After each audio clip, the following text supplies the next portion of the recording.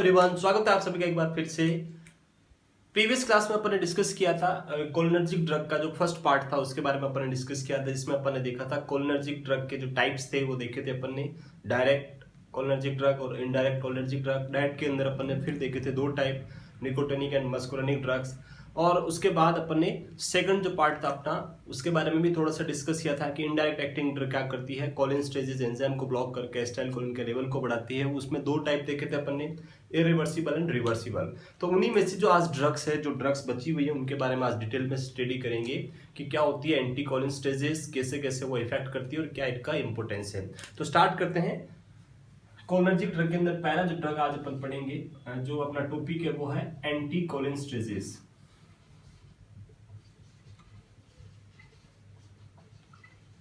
तो ऑलरेडी अपन इसके बारे में डिस्कस कर चुके हैं।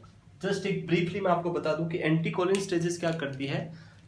जो आपका नर्व सप्लाई होता है, ये आपका प्री सिनेप्टिक न्यूरॉन, ये आपका पोस्ट सिनेप्टिक न्यूरॉन, ये सिनेप्स पूरा, यहाँ से एसिटाइलकोलिन जाता है। एसिटाइलकोलिन अपने रिसेप्टर साइट पे क्या होता है, बाइंड होता है। बाइंड होने के बाद ये फिर से क्या हो जाता है, एसिटाइलकोलिन फ्री हो जाता है। और इस एसिटाइलकोलिन को डिस्ट्रॉय करने का काम क्या करता, कौन करता है, कोलिनेस्टेजेस, कोलिनेस्टेज एंजाइम। ये एंजाइम क्या करता है, इस एसिटाइलकोलिन को डिस्ट्रॉय करता है। तो हम क्या कर सकते हैं, ऐसी ड्रग दे जो इस कोलिनेस्टेजेस को ब्लॉक कर दे, जिसको अपन क्या बोलेंगे, एंटी कोलिनेस्टेजेस। तो ये एंटी कोलिनेस्टेजेस क्या करेगी, इस एंजाइम को ब्लॉक कर देगी। इससे एसीएच का डिस्ट्रक्शन नहीं होगा, और एसीएच का डिस्ट्रक्शन नहीं होगा तो यहाँ एसीएच का लेवल क्या हो जाएगा, इंक्रीज हो जाएगा। तो वो ड्रग्स किस कैटेगरी की है, एंटी कोलिनेस्टेजेस। ये अपन प्रीवियस लेक्चर में डिटेल में पढ़ चुके हैं। तो अगर आपने नहीं देखा तो पहले प्रीवियस लेक्चर्स देखें, उसके बाद आज अपन कंटिन्यू करेंगे एंटी कोलिनेस्टेजेस ड्रग के बारे में। एंटी कोलिनेस्टेजेस के अंदर जो सबसे इंपॉर्टेंट ड्रग्स की बात करें तो इसके अंदर फर्स्ट ड्रग जो अपन पढ़ेंगे, बहुत सारे एग्जांपल मैंने आपको लिखाए थे, आपको याद हो तो सबसे पहले अपन उसके अंदर पढ़ रहे हैं वो है फाइजोस्टिग्माइन। फर्स्ट ड्रग आज अपन पढ़ेंगे फाइजोस्टिग्माइन। फाइजोस्टिग्माइन, फाइजोस्टिग्माइन की बात करें, फाइजोस्टिग्माइन ड्रग जो है ये एक एल्कलॉइड ड्रग है। फाइजोस्टिग्माइन किस कैटेगरी के ड्रग है, एल्कलॉइड्स है।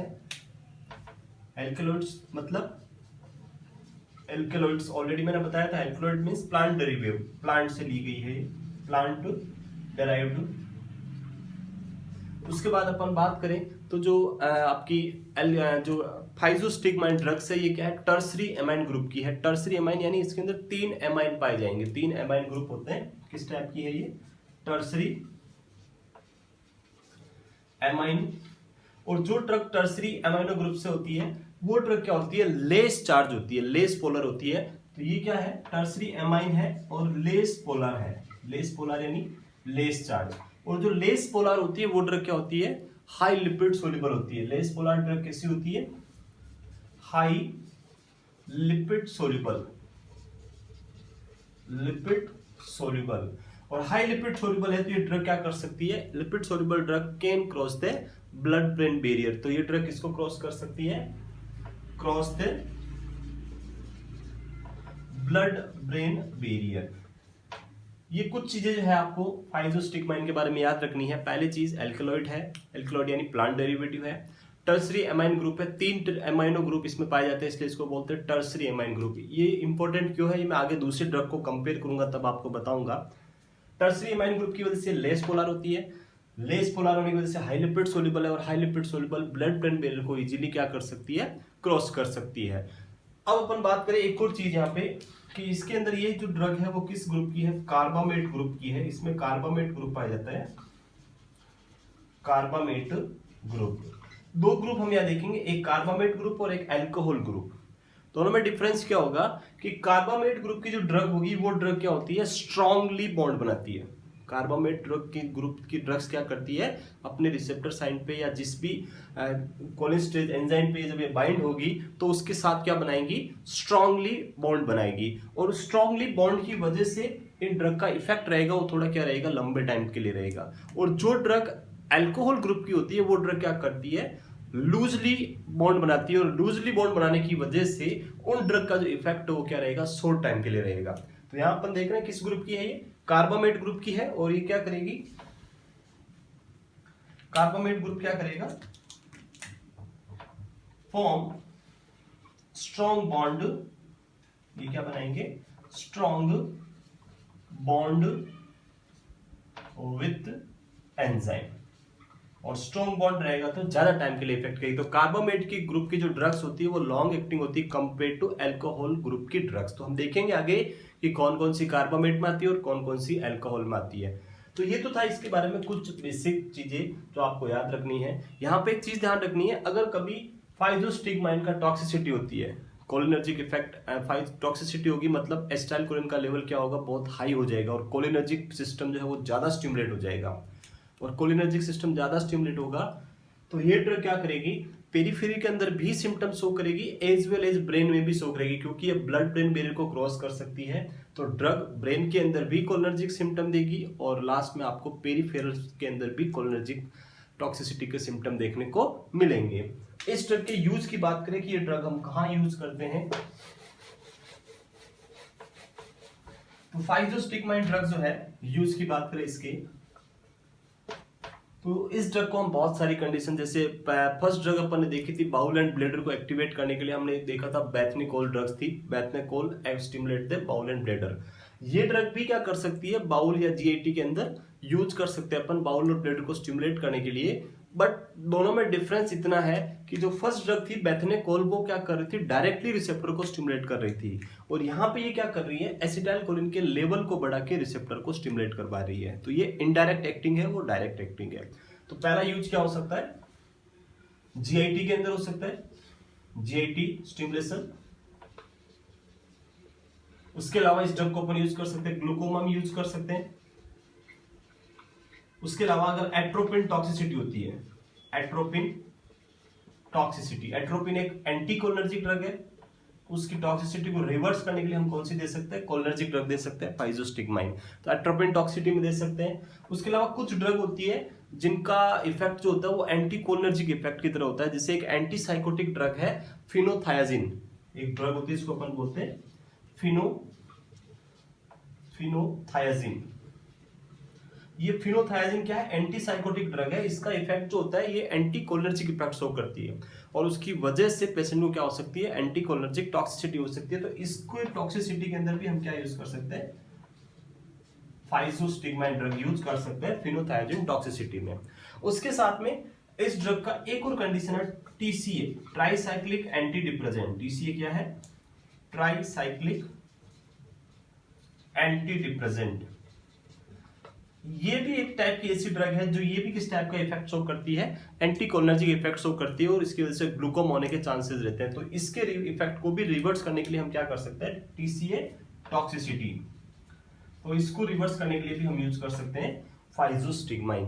तो ये जो ड्रग्स है जिसके बेसिक अपन ने यूज देखे कि कहाँ कहाँ हम इसको यूज कर सकते हैं। तो फाइजोस्टिगमाइन के बारे में याद रखना है आपको, पहली चीज की है प्लांट डेरिवेटिव है, टर्सरी एमाइन होता है, लेस पोलर होती है, लिपिड सोल्यूबल होती है, इसलिए इजीली क्या कर सकती है, ब्लड ब्रेन बैरियर को क्रॉस कर सकती है। यूजेज इसके अपन ने ऑलरेडी देखे और इसको अपन बात करें तो किस ग्रुप की है, कार्बामेट ग्रुप की है। कार्बामेट ग्रुप वाली ड्रग्स जो होती है वो क्या करती है, रिलेटिवली स्ट्रॉन्ग बॉन्ड बनाती है और उससे इनका इफेक्ट क्या रहेगा, थोड़ा लंबे टाइम के लिए रहेगा। अब बात करते हैं नेक्स्ट ड्रग की, ये तो था फर्स्ट ड्रग। सेकंड ड्रग अपन बात करेंगे आज, नियोस्टिगमाइन। सेकंड जो ड्रग है वो है नियोस्टिगमाइन।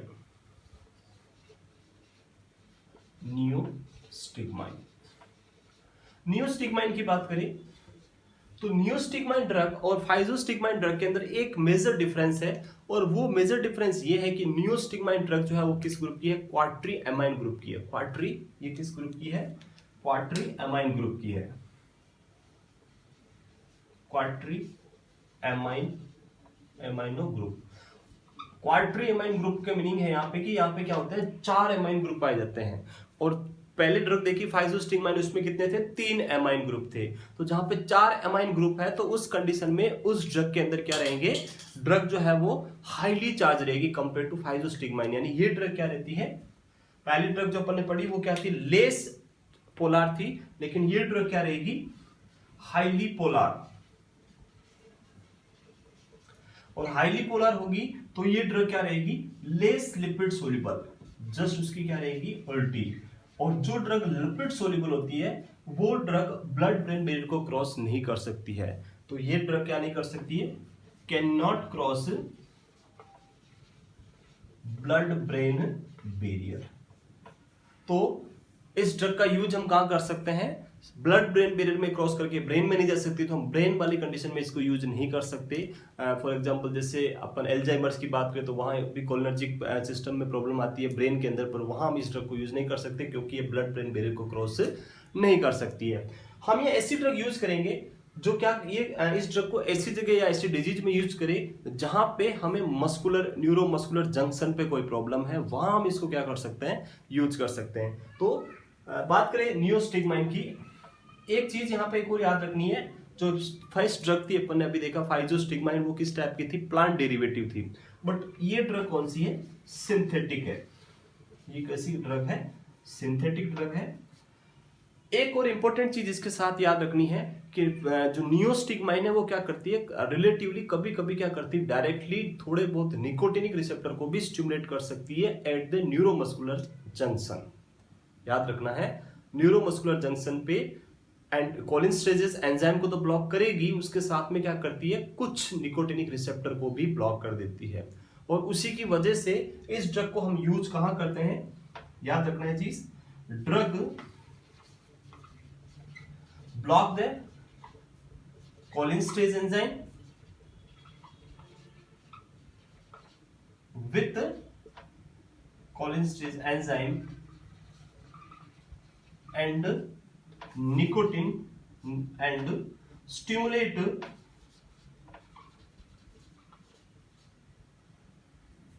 few nicotinic receptor at neuromuscular junction site। तो इस ड्रग के दो बेनिफिट है। पहला बेनिफिट क्या रहेगा, अगर न्यूरोमस्कुलर जंक्शन पे कोई वीकनेस है तो एंटी कोलिनेस्टेरेज इफेक्ट आपको इसका देखने को मिलेगा और ये कोलिनेस्टेरेज एंजाइम को ब्लॉक कर देगी, तो आपका एसिटाइलकोलिन का डिस्ट्रक्शन स्टॉप हो जाएगा। दूसरा क्या फायदा मिलेगा, थोड़ा बहुत क्या करेगी, निकोटिन रिसेप्टर को भी डायरेक्टली स्टिमुलेट करेगी, तो उससे आपको और ज्यादा क्या मिलेगा, हेल्प मिलेगा।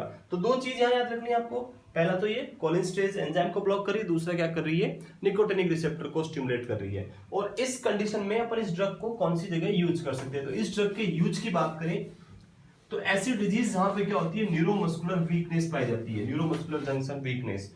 और वो जगह, वो जो डिजीज है वो है आपका माइस्थेनिया ग्रेविस। हम इसको कहां यूज कर सकते हैं, यूज की बात करें तो ड्रग कहां यूज हो सकती है, माइस्थेनिया ग्रेविस। माइस्थेनिया ग्रेविस में क्या होती है, न्यूरोमस्कुलर जंक्शन पे वीकनेस हो जाती है, तो उस वीकनेस को ट्रीट करने हम ये ड्रग देंगे। माइस्थेनिया ग्रेविस में ऑटो इम्यूनिटी फॉर्म हो जाती है आपके कोलिनर्जिक जो आपके रिसेप्टर है उनपे, तो हम ये ड्रग देंगे नियोस्टिग्माइन। ये ड्रग कोलिनर्जिक रिसेप्टर की साइड पे जाएगी और वहां जाके जो एसिटाइलकोलिन डिस्ट्रक्शन हो रहा है कोलिनेस्टेरेज एंजाइम के थ्रू, कोलिनेस्टेरेज एंजाइम को ब्लॉक करेगी और एसिटाइलकोलिन के लेवल को क्या कर देगी, इंक्रीज कर देगी। तो ये माइस्थेनिया ग्रेविस में यूज हो सकती है। दूसरा इसका एक और कंडीशन है, इसी से मिलती जुलती एक कंडीशन जिसको अपन बोलते हैं Eaton Lambert syndrome. Eaton Lambert syndrome, ये भी जो कंडीशन है सेम माइस्थेनिया ग्रेविस जैसी है, बस डिफरेंस इतना होता है कि माइस्थेनिया ग्रेविस में जो ऑटो एंटीबॉडी बनती है वो डायरेक्टली किस पे बनती है, कोलिनर्जिक रिसेप्टर के ऊपर, एसिटाइलकोलिन रिसेप्टर पे। बट ईटन लैम्बर्ट सिंड्रोम के अंदर जो एंटीबॉडी फॉर्म होती है वो होती है जो प्री सिनेप्टिक कैल्शियम चैनल होते हैं उनके ऊपर एंटीबॉडी फॉर्म हो जाती है, और जब कैल्शियम का इन्फ्लक्स नहीं होगा तो एसिटाइलकोलिन रिलीज नहीं होगा, एसिटाइलकोलिन रिलीज नहीं होगा तो जो आपका सिनेप्स है या रिसेप्टर साइट है वहां पे एसिटाइलकोलिन का नंबर कम रहेगा और पेशेंट को क्या हो जाएगी, मस्कुलर वीकनेस। तो लंबर ईटन सिंड्रोम में भी हम इसको यूज कर सकते हैं। उसके अलावा अपन क्या कर सकते हैं, बाउल एंड ब्लैडर को स्टिमुलेट करने के लिए यूज कर सकते हैं, सेम जैसा अपन ने पहले देखा था, सिमिलर इफेक्ट यहाँ पे जीआईटी के अंदर इसको यूज कर सकते हैं। तो मेन आपको दो इफेक्ट याद रखने हैं, माइस्थेनिया ग्रेविस और ईटन लैम्बर्ट सिंड्रोम में हम इसको क्या कर सकते हैं, यूज कर सकते हैं। इस ड्रग की बात करें तो ये भी किस ग्रुप की ड्रग है, ये भी कार्बामेट ग्रुप की है, और कार्बामेट ग्रुप की ड्रग क्या करती है, स्ट्रॉन्ग बॉन्ड बनाती है, और स्ट्रॉन्ग बॉन्ड बनाने से इनका इफेक्ट क्या रहेगा, थोड़ा लॉन्ग रहेगा। इसके इफेक्ट की बात करें तो इसका इफेक्ट रहता है around 30 to 2 hours, 30 minute to 30 minute to 2 hours आपको क्या देखने को मिलेगा, इसका इफेक्ट देखने को मिलेगा नियोस्टिग्माइन ड्रग का। तो ये था फाइजोस्टिग्माइन और नियोस्टिग्माइन के बारे में। दोनों में डिफरेंस की बात करें तो फाइजोस्टिग्माइन ड्रग जो है वो प्लांट से ली गई, लेकिन नियोस्टिग्माइन सिंथेटिक है। फाइजोस्टिग्माइन जो ड्रग है वो लेस पोलर होती है, इसलिए वो ब्लड ब्रेन बैरियर को क्रॉस कर सकती है, लेकिन ये हाई पोलर होती है, इसलिए ब्लड ब्रेन बैरियर को क्रॉस नहीं कर सकती है। दोनों में एक चीज प्रॉब्लम जो बेनिफिट है इस ड्रग में वो ये है कि जब हम नियोस्टिग्माइन यूज करेंगे और अगर कोलिनर्जिक क्राइसिस होता है, कोलिनर्जिक टॉक्सिसिटी होती है या नियोस्टिग्माइन की टॉक्सिसिटी होती है, उस कंडीशन में ये ड्रग सिर्फ कहां पे वीकनेस या कहां पे प्रॉब्लम क्रिएट करेगी, जो आपका पेरिफेरल सिस्टम है वहीं पे करेगी, सेंट्रल नर्वस सिस्टम में टॉक्सिसिटी नहीं करेगी, क्योंकि ये ब्लड ब्रेन बैरियर को क्रॉस नहीं कर सकती है। बट नियोस्टिग्माइन के अलावा अगर फाइजोस्टिग्माइन की टॉक्सिसिटी होगी तो उस कंडीशन में आपको पेरिफेरी में भी देखने को मिलेगा as well as central nervous system में भी देखने को मिलेगा, क्योंकि वो ड्रग ब्लड ब्रेन बैरियर को क्रॉस कर सकती है। तो ये दोनों था नियोस्टिग्माइन और फाइजोस्टिग्माइन के बारे में। नेक्स्ट अपन बात करते हैं अदर और ड्रग की। थर्ड कैटेगरी की जो इस कैटेगरी की ड्रग है वो है पाइरिडोस्टिग्माइन। वेरी इंपॉर्टेंट, थर्ड जो ड्रग है वो है पाइरिडोस्टिग्माइन। पाइरिडोस्टिग्माइन की बात करें तो इसको आपको याद रखना है पी से प्रोलॉन्ग। पी से क्या है, प्रोलॉन्ग, यानी इस ड्रग का इफेक्ट जो है वो क्या रहता है बॉडी के अंदर प्रोलॉन्ग टाइम के लिए रहता है। बाकी सब कुछ इसके लिए सेम। ये भी क्या है, क्वार्टरी अमाइन ग्रुप की है, तो क्वार्टरी अमाइन ग्रुप है तो ये भी क्या रहेगी, हाईपोलर रहेगी। हाईपोलर रहेगी तो ये भी ब्लड ब्रेन बैरियर को क्रॉस नहीं कर सकती है। उसके साथ में इस ड्रग का जो इफेक्ट है वो क्या रहेगा, आपको प्रोलॉन्ग ड्यूरेशन के साथ देखने को मिलेगा। तो जो आपकी जो सेकंड ड्रग नियोस्टिग्माइन और पाइरिडोस्टिग्माइन दोनों को अगर अपन कंपेयर करें तो जस्ट डिफरेंस क्या है, ड्यूरेशन का, बाकी सब कुछ दोनों में क्या है, सिमिलर है। तो इस ड्रग की बात करें, ये भी कैसी ड्रग है, quaternary amine group, quaternary amine, highly polar, highly polar का मीन्स है highly charged, highly polar, less lipid soluble, और उसके साथ में does not cross blood brain barrier. इसका एक्शन क्या रहेगा, प्रोलॉन्ग्ड एक्शन। आपको बस चीज क्या याद रखनी है, प्रोलॉन्ग्ड एक्शन। इसका जो एक्शन रहता है वो रहता है अराउंड 4 to 6 आवर, 4 से 6 घंटे के लिए आपको इसका क्या देखने को मिलेगा, एक्शन देखने को मिलेगा पाइरिडोस्टिग्माइन का। तो याद रखना है आपको पाइरिडोस्टिग्माइन 4 to 6 आवर्स प्रोलॉन्ग ड्यूरेशन के साथ। पी से आपको याद रखना है पी फॉर प्रोलॉन्ग्ड। तो नियोस्टिग्माइन और पाइरिडोस्टिग्माइन में जस्ट ये एक ही डिफरेंस है, बाकी सब कुछ इसका क्या है, सेम है। तो फॉर एग्जांपल अगर आपको किसी पर्सन जैसे मास्थेनिया ग्रेविस का पेशेंट है, उसमें अगर आप नियोस्टिग्माइन यूज करोगे तो आपको फ्रीक्वेंटली टेबलेट्स देनी पड़ेगी। बट अगर आप पाइरिडोस्टिग्माइन यूज कर रहे हो तो आपको जो ड्यूरेशन ऑफ टेबलेट का है वो क्या हो जाएगा, थोड़ा लंबा हो जाएगा, थोड़ी ड्यूरेशन ज्यादा मिलेगा आपको कम टेबलेट यूज करनी पड़ेगी। तो यही मेन डिफरेंस है इसमें कि अगर आपको लॉन्ग टर्म ड्रग चाहिए तो पाइरिडोस्टिग्माइन यूज कर सकते हैं, अगर आपको शॉर्ट टर्म चाहिए तो आप अदर ड्रग पे जा सकते हैं। तो ये है पाइरिडोस्टिग्माइन के बारे में। नेक्स्ट बात करते हैं लास्ट जो इस कैटेगरी की मेन इंपॉर्टेंट ड्रग है, last but not the least, that is एंड्रोफोनियम।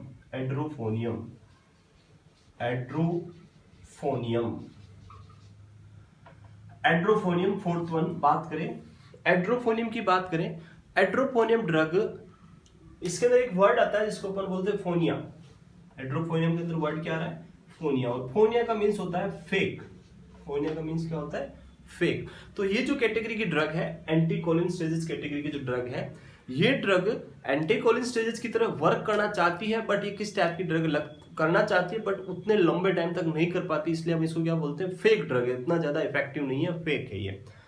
But इस ड्रग का कुछ बेनिफिशियल यूज भी है। बात करें पहले इस ड्रग की, तो ये जो ड्रग है ये किस ग्रुप की है, ये ड्रग किस ग्रुप की है, अल्कोहल ग्रुप की है। ये किस ग्रुप की ड्रग है, अल्कोहल ग्रुप। और मैंने आपको बताया था अल्कोहल ग्रुप की ड्रग क्या करती है, फॉर्म वीक बॉन्ड। कैसा बनाती है, वीक बॉन्ड बनाती है। और जब वीक बॉन्ड बनाएगी तो ये ड्रग क्या हो सकती है, इजीली उस रिसेप्टर से, एंजाइम या रिसेप्टर से इजीली क्या हो सकती है, डिस्प्लेस हो सकती है। इसलिए इनका जो इफेक्ट रहेगा वो क्या रहेगा, शॉर्ट टर्म के लिए रहेगा। तो इस ड्रग के इफेक्ट की बात करें, इसका इफेक्ट कैसा है, शॉर्ट टर्म इफेक्ट है, short time around 10 to 20 minute, 10 से 20 मिनट के लिए आपको इसका क्या देखने को मिलेगा, ओनली इफेक्ट देखने को मिलेगा। अब इस ड्रग के बात करें यूज की, कि इसको हम कहां यूज करते हैं। यूज अपन करते हैं इसका as a tensilon test. Tensilon test का मीनिंग है किसी भी पर्सन में अगर मस्कुलर वीकनेस है और अगर वो कोलिनर्जिक सिस्टम की वजह से हो रही है, एसिटाइल कोलिन डिस्ट्रैक्शन की वजह से हो रही है, या माइस्थीनिया ग्रेविस आप सस्पेक्ट कर रहे हो, तो वहां पे कंफर्मेशन के लिए हम कौन सा टेस्ट करते हैं, टेंसिलोन टेस्ट करते हैं। टेंसिलोन टेस्ट में आप क्या करते हो, एंटी कोलिनस्टेजेस ड्रग को आईवी लगाते हैं और उसकी मसल्स की स्ट्रेंथ को अपन पहले चेक करते हैं ड्रग को लगाने से पहले, और आफ्टर बाद में वापस चेक करते हैं। अगर इंप्रूवमेंट हो रहा है इट मीन्स पर्सन को क्या है, माइस्थीनिया ग्रेविस है, और अगर इंप्रूवमेंट नहीं हो रहा तो मे बी हो सकता है वो किसी अदर कंडीशन की वजह से ये पर्सन को मस्कुलर वीकनेस हो सकती है। ऐसी कंडीशन में क्या होता है कि अगर आप किसी पर्सन को एंड्रोफोनियम ड्रग ना देके कोई other drug they the, for example आपने दे दिया पायरिडोस्टिग्माइन, पर्सन आपके पास आता है मस्कुलर वीकनेस के साथ, आपने सस्पेक्ट किया कि पर्सन को माइस्थीनिया ग्रेविस है और आपने उसको पायरिडोस्टिग्माइन ड्रग दे दिया टेंसिलोन टेस्ट के अंदर। जैसे ही आपने पायरिडोस्टिग्माइन ड्रग दिया और आपको पता चला कि पर्सन की जो मस्कुलर वीकनेस है वो माइस्थीनिया ग्रेविस की वजह से नहीं है, कोई अदर रीजन की वजह से है। अब अदर रीजन की वजह से होने की वजह से यहाँ पे क्या हो जाएगा, पायरिडोस्टिग्माइन क्या करेगी, जो रिसेप्टर साइट है वहां पर एसिटाइल कोलिन के लेवल को बढ़ा देगी, और एसिटाइल कोलिन लेवल बढ़ेगा तो पर्सन के अंदर क्या आ जाएगा, कोलिनर्जिक क्राइसिस, और कोलिनर्जिक क्राइसिस आएगा। और अगर आपने पायरिडोस्टिग्माइन ड्रग यूज किया तो वो कितने टाइम के लिए देगी कोलिनर्जिक क्राइसिस, 4 to 6 आवर। अगर आपने पेशेंट को 4 to 6 आवर के लिए कोलिनर्जिक क्राइसिस दिया तो पर्सन 4 से 6 घंटे के लिए बहुत ज्यादा स्वेटिंग, रनिंग नोज, पर्सन का हार्ट रेट कम हो जाएगा, ब्रोंकोस्पाज्म होगा, तो इस टाइप सलाइवरी सिक्रेशन बहुत ज़्यादा इंक्रीज हो जाएगा, डायरिया हो जाएगा पर्सन को। तो ये सारी कंडीशन आपको 4 से 6 घंटे तक देखने को मिलेगी, बहुत ज़्यादा प्रॉब्लम हो जाएगी अगर मस्कुलर वीकनेस एसिटाइल कोलिन या कोलिनर्जिक सिस्टम की वजह से नहीं है। तो ऐसी कंडीशन नहीं हो उसके लिए हम क्या करते हैं, शॉर्ट एक्टिंग ड्रग देते हैं। अगर पर्सन को मस्कुलर वीकनेस एसिटाइल कोलिन की वजह से नहीं भी है तो 10 से 20 मिनट में पर्सन का इफेक्ट खत्म हो जाएगा और उसको कोई प्रॉब्लम बाद में नहीं होगी। तो एंड्रोफोनियम का मेन यूज कहां है, टेंसिलोन टेस्ट के अंदर, मस्कुलर वीकनेस को चेक करने के लिए माइस्थीनिया ग्रेविस के अंदर। दूसरा इसका यूज होता है कि पर्सन को माइस्थेनिक क्राइसिस हो रहा है या कोलिनर्जिक क्राइसिस हो रहा है, उसको असेस करने के लिए भी हम क्या करते हैं, ये ड्रग यूज करते हैं। तो दूसरा यूज क्या है इसका,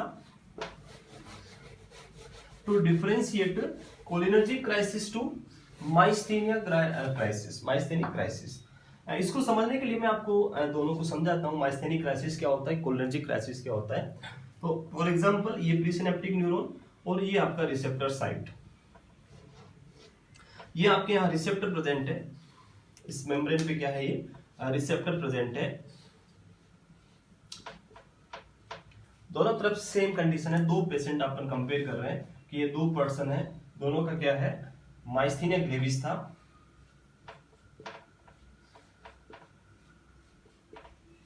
दोनों को क्या डिजीज है, माइस्थेनिया ग्रेविस डिजीज है। दोनों पर्सन को आप किस ड्रग पे रख रखा है आपने, फॉर एग्जांपल आप एग्जांपल ले लीजिए इसको, जैसे नियोस्टिग्माइन के डोज पे चल रही है, नियोस्टिग्माइन को रेगुलरली चल रहा है, पर्सन रेगुलरली नियोस्टिग्माइन ले रहा है, बट दोनों पेशेंट आपके पास आते हैं और आपको आके क्या बोलते हैं कि हम दोनों में बहुत ज्यादा मस्कुलर वीकनेस हो रही है। पर्सन को क्या हो रहा है, नियोस्टिग्माइन लेने के बाद भी मस्कुलर वीकनेस हो रहा है। तो ऐसा क्यों हो रहा है, ऐसा क्यों होता है कि जब एंटीबॉडी फॉर्म होता है, यहाँ पे आपका क्या प्रेजेंट रहेगा, एंटी कोलिनस्टेजेस, जो आप कोलिनस्टेजेस एंजाइम था जो इसको डिस्ट्रॉय करने के लिए प्रेजेंट रहता है। आप नियोस्टिग्माइन ड्रग दोगे, नियोस्टिग्माइन ड्रग क्या करेगा, इसको ब्लॉक कर देगा और जो एसिटाइल कोलिन यहाँ आएगा, इस एसिटाइल कोलिन का डिस्ट्रक्शन नहीं होगा, यही होता है नॉर्मली। अब हम क्या देख रहे हैं कि पर्सन को नियोस्टिग्माइन लेने के बाद भी मस्कुलर वीकनेस हो रही है, क्यों ऐसा। इस कंडीशन में क्या होगा कि जब एंटीबॉडी फॉर्म होती है तो एंटीबॉडी का जो फॉर्मेशन होता है वो कभी भी स्टेबल नहीं होता, फ्लैक्चुएट रहता है, कभी बहुत ज्यादा हाई लेवल में हो जाता है, कभी बहुत लो लेवल में हो जाता है। तो इस पर्सन की बात करें, पहले मान लीजिए कि इसके दो रिसेप्टर को एंटीबॉडी फॉर्मेशन हो रहा था, वो दो रिसेप्टर को क्या कर रखा था, डैमेज कर दिया, ब्लॉक कर दिया था। लेकिन एंटीबॉडी का लेवल सडनली सीवियर मात्रा में इंक्रीज हो जाने की वजह से ये क्या कर देती है, अदर एक और रिसेप्टर या सारे कुछ और रिसेप्टर को ब्लॉक कर देती है। जब ये रिसेप्टर ब्लॉक हो जाएगा तो इस कंडीशन में जो यहाँ पे रिमेनिंग जो रिसेप्टर साइट बचे हैं वो उस तरह उतना प्रॉपर फंक्शन पहले जितना हो रहा था उतना नहीं कर पाएगा, क्योंकि यहाँ एक ही रिसेप्टर बचा है। अब भले कितना एसिटाइलकोलिन हो, पर एक सिंगल रिसेप्टर स्टिमुलेट होगा तो उसका फंक्शन उतना नहीं हो पाएगा जितना पहले हो रहा था, और उसकी वजह से पर्सन में क्या आ जाएगी, मस्कुलर वीकनेस। मस्कुलर वीकनेस ये क्यों हो रहा है, ड्यू टू, किसकी वजह से हो रहा है, due to increase antibody level. Antibody का जो लेवल था ऑटोइम्यून एंटीबॉडी का, वो लेवल इंक्रीज होने से ज्यादा रिसेप्टर्स ब्लॉक हो गए, और रिसेप्टर ज्यादा ब्लॉक होने की वजह से पर्सन को क्या करना पड़ेगा। अब इस कंडीशन में हमें क्या करना पड़ेगा, इस ड्रग का अगर अपन डोज इंक्रीज कर दें तो उस कंडीशन में पेशेंट को क्या हो सकता है, सिम्टम से रिलीव बनेगा। तो यहां हमें क्या करना पड़ेगा, नियोस्टिग्माइन या किसी भी एंटीकोलिनेस्टेरेस के लेवल को हमें क्या करना पड़ेगा, इंक्रीज करना पड़ेगा। पेशेंट की एंटीबॉडी को कम करके उसको डिस्प्लेस करने के लिए हमें क्या करना पड़ेगा, ज्यादा एसिटाइलकोलिन लाना पड़ेगा। जब ज्यादा एसिटाइलकोलिन यहाँ पे प्रेजेंट होगा, एसिटाइलकोलिन इंक्रीज होगा, तो ये ज्यादा एसिटाइलकोलिन क्या करेगा, इन एंटीबॉडी को यहाँ से डिस्प्लेस करेगा और रिसेप्टर को क्या करेगा, फिर से स्टिमुलेट कराएगा। तो ये किसकी वजह से हो रहा है, ड्यू टू उस कंडीशन में अगर अपन देखें तो नियोस्टिग्माइन का डोज यहाँ पे क्या हो गया, एंटीबॉडी इतनी बन गई कि उसका डोज कम पड़ गया। तो ये जो क्राइसिस होता है इसको अपन क्या बोलते हैं, माइस्थेनिक क्राइसिस। माइस्थेनिक क्राइसिस, माइस्थेनिक क्यों बोल रहे हैं, क्योंकि ये एंटीबॉडी का लेवल इंक्रीज होने की वजह से क्राइसिस आया है, इसकी वजह से मस्कुलर वीकनेस हुआ है। बात करें इस पेशेंट की, यहाँ पे भी सेम आपका वही, ये कोलिनेस्टेरेज एंजाइम डिस्ट्रॉय करने के लिए आपका, और इसको अपन ने क्या किया, ड्रग दिया नियोस्टिग्माइन, उसने ब्लॉक कर दिया, उसकी वजह से जो एसिटाइलकोलिन इधर आएगा उसका डिस्ट्रक्शन नहीं होगा। इस कंडीशन में क्या होता है कि जो एंटीबॉडी फॉर्मेशन हो रहा है वो एंटीबॉडी फॉर्मेशन लो हो जाता है। एंटीबॉडी फॉर्मेशन क्या हो जाता है, लो हो जाता है, और लो एंटीबॉडी फॉर्मेशन होने की वजह से जो रिसेप्टर साइट है वो रिसेप्टर, ज्यादा रिसेप्टर आपको मिल जाते हैं। रिसेप्टर क्या हो जाएंगे, यहाँ पे नॉर्मली फंक्शनिंग में आ जाएंगे, लेकिन हमने इस जो कोलिनेस्टेरेस को है वो ऑलरेडी ब्लॉक किया हुआ है, और जब कोलिनेस्टेरेस एंजाइम ब्लॉक्ड रहेगा तो इस कंडीशन में एसिटाइलकोलिन का लेवल क्या हो जाएगा, और ज्यादा इंक्रीज हो जाएगा। जब ये एसिटाइलकोलिन का लेवल इंक्रीज हो जाएगा तो ये क्या करेंगे, रिसेप्टर को बहुत ज्यादा ओवर स्टिमुलेट करेंगे। यहां क्या हो रहा था, under stimulation of receptor lead to muscular weakness is known as myasthenia crisis due to increased antibody formation. Here overstimulation of receptor due to increased level of acetylcholine due to decreased antibody formation, और इस condition में receptor side जो है वो क्या होंगे, बार बार over stimulate होंगे। जब ये रिसेप्टर ओवर स्टिमुलेट होंगे तो यहाँ से जो केटाइन का एक्सचेंज होगा, सोडियम पोटेशियम जो भी केटाइन एक्सचेंज होगा वो बहुत ज्यादा होगा, और ज्यादा केटाइन जाने पे जो आपकी जो सेल है वो सेल परमानेंटली क्या हो जाएगी, डीपोलराइज हो जाएगी। वापस उसको रीपोलराइज होने के लिए टाइम ही नहीं मिलेगा, क्योंकि रिसेप्टर बार बार स्टिमुलेट हो रहा है और बार बार सोडियम इन्फ्लेक्स हो रहा है, तो उसकी वजह से मेम्ब्रेन परमानेंटली डीपोलराइज हो जाएगी, और पर्सन का जो है रिपोलराइजेशन के लिए सेल को टाइम नहीं मिलेगा, और उसकी वजह से परमानेंट मस्कुलर वीकनेस, या अपन बोल सकते हैं कि पर्सन को क्या हो सकता है, पैरालिसिस हो सकता है उस पार्ट में। तो यहां पे भी फिर क्या हो रहा है, मस्कुलर वीकनेस। बट यह मस्कुलर वीकनेस का कोज क्या है, एसिटाइलकोलिन, यानी इसको अपन क्या बोलेंगे, कोलिनर्जिक क्राइसिस। इस कंडीशन में अगर अपन देखें तो हमें यहाँ ट्रीटमेंट में क्या करना पड़ेगा कि हमें नियोस्टिग्माइन के लेवल को क्या करना पड़ेगा, कम करना पड़ेगा, डिक्रीज करना पड़ेगा। आप डिक्रीज कर दोगे नियोस्टिग्माइन के लेवल को तो पेशेंट का जो कोलिनर्जिक क्राइसिस है वो क्या हो जाएगा, ठीक हो जाएगा। अब आपके पास दोनों पेशेंट आते हैं और आपको पता नहीं है कि कौन से पेशेंट को माइस्थेनिक क्राइसिस हो रहा है और कौन से पेशेंट को कोलिनर्जिक क्राइसिस हो रहा है। तो उसको आइडेंटिफाई करने के लिए हम क्या करेंगे, पेशेंट को कौन सी ड्रग देंगे, एड्रोफोनियम ड्रग देंगे। जैसे ही एड्रोफोनियम पेशेंट ए को देंगे तो इस पेशेंट का डोज क्या करना है, हमें नियोस्टिग्माइन का डोज बढ़ाना है, और नियोस्टिग्माइन और एड्रोफोनियम सेम कैटेगरी की ड्रग एंटीकोलिनेस्टेरेस है। तो जैसे ही एड्रोफोनियम और दी जाएगी पेशेंट को, ये एड्रोफोनियम क्या करेगी, एसिटाइलकोलिन के लेवल को इंक्रीज करेगी। ज्यादा इंक्रीज होगा तो पेशेंट की जो मस्कुलर वीकनेस थी वो क्या हो जाएगी, ठीक हो जाएगी। तो अगर पर्सन को एंटीकोलिनेस्टेरेस ड्रग देने की वजह से मस्कुलर वीकनेस ठीक हो रही है तो पर्सन को किस टाइप का क्राइसिस है, माइस्थेनिक क्राइसिस है। इस कंडीशन में अपन देखें तो यहां हमें नियोस्टिग्माइन का लेवल क्या करना है, कम करना है, और अगर अपन ने एड्रोफोनियम ड्रग दिया तो वो और क्या करेगी, नियोस्टिग्माइन के साथ मिलकर और ज्यादा एंटीकोलिनेस्टेरेस का लेवल बढ़ाएगी। बढ़ाएगी तो मस्कुलर वीकनेस पर्सन की और ज्यादा क्या हो जाएगी, सीवियर मस्कुलर वीकनेस। तो अगर एंटीकोलिनस्टेरॉइड ड्रग देने की वजह से मस्कुलर वीकनेस कम हो रही है, नॉर्मल की तरफ बढ़ रहा है, मसल्स स्ट्रांग हो रही है, तो मतलब माइस्थेनिक क्राइसिस है। और ज्यादा सीवियर मस्कुलर वीकनेस हो रही है तो उसको अपन क्या बोलेंगे, कोलिनर्जिक क्राइसिस। तो ये डिफरेंशिएट करने के लिए भी हम कौन सी ड्रग यूज कर सकते हैं, एड्रोपोनियम।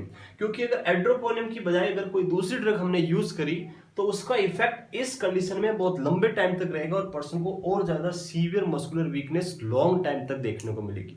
इस ड्रग का इफेक्ट शॉर्ट टाइम के लिए है तो 10 से 20 मिनट तक रहेगा, उसके बाद वो इफेक्ट खत्म हो जाएगा। इसलिए हम इसको डिफरेंशिएट करने के लिए भी कौन सी ड्रग यूज करते हैं, एड्रोपोनियम ड्रग यूज करते हैं। क्लियर है ये? तो ये था एंटीकोलिनस्टेरॉइड्स में जो अपने 4 मेन ड्रग थी उनके बारे में।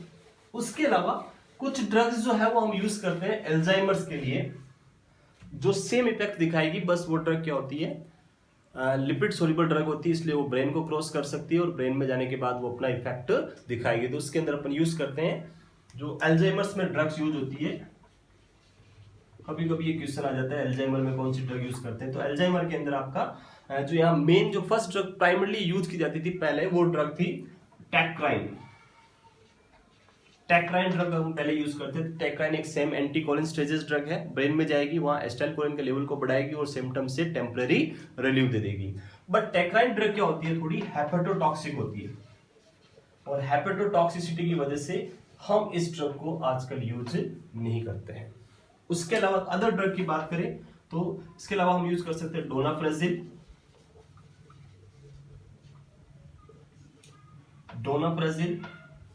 Galantamine,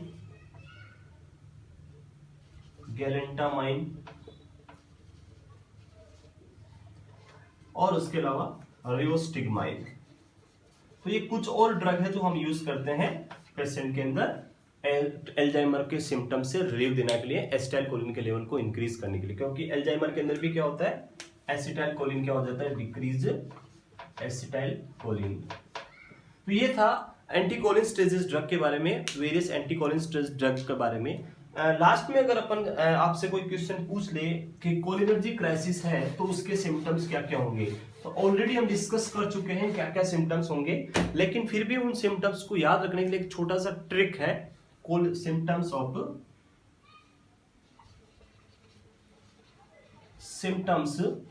of cholinergic crisis. Cholinergic crisis क्या होगा, कोलिनर्जिक मींस जब एसिटाइलकोलिन का लेवल इंक्रीज हो जाएगा और उसकी वजह से जो पर्सन का कोलिनर्जिक सिस्टम ज्यादा स्टिमुलेट होगा और उसकी वजह से जो सिम्टम आएंगे उसको अपन क्या बोलेंगे, कोलिनर्जिक क्राइसिस। तो उसके क्या क्या सिम्टम आपको देखने को मिलेंगे, उन सिम्टम को याद रखने के लिए आपको याद रखना है dumbbell,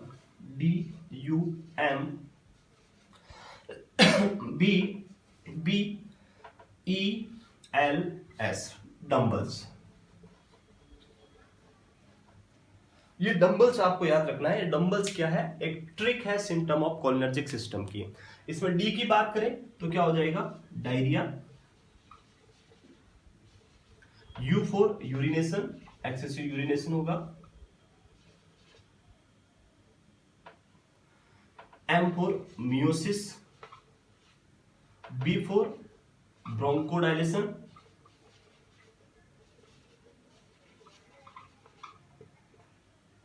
B for bradycardia, E for excitement